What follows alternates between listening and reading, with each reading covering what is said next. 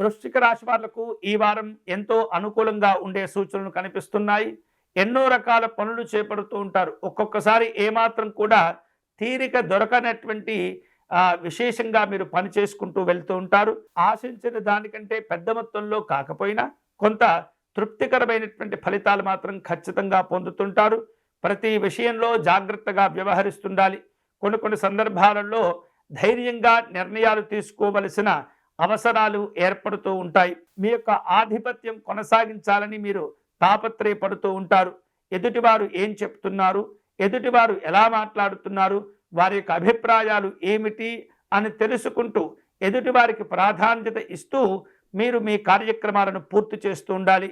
ఎవరిని కూడా తక్కువ చేయకూడదు, ఎవరిని కూడా తక్కువ అంచనా వేయకూడదు, ఎవరిని కూడా తక్కువ చేసి మాట్లాడకూడదు.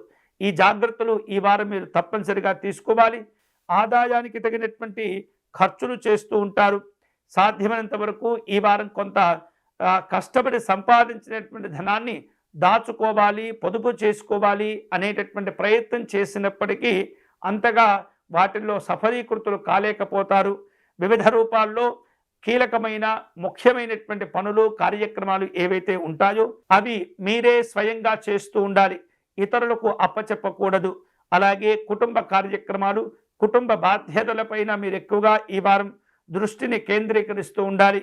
జీవిత భాగస్వామి యొక్క అనారోగ్య భావాలు అన్నీ కూడా తగ్గిపోతాయి. మంచి అనుకూలతలు ఏర్పడుతుంటాయి. వివాహాల శుభ కార్యక్రమాల కోసం కొన్ని ఆలోచనలు చేస్తుంటారు. ప్రణాళికలను కూడా రూపొందించుకుంటుంటారు. వివిధ రూపాల్లో పెద్దవారితో సమావేశమయ్యవలసిన అవసరాలు కూడా ఏర్పడుతూ ఉంటాయి. వైద్యపరమైనటువంటి ఖర్చులుంటాయి, జాగ్రత్తగా ఉండాలి.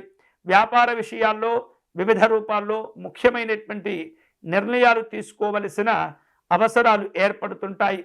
ఉపాధి అవకాశాలు చేపడుతూ ఉంటారు. వృత్తి పట్ల, ఉద్యోగాల పట్ల ఏమాత్రం కూడా మీరు అశ్రద్ధగా ఉండకూడదు.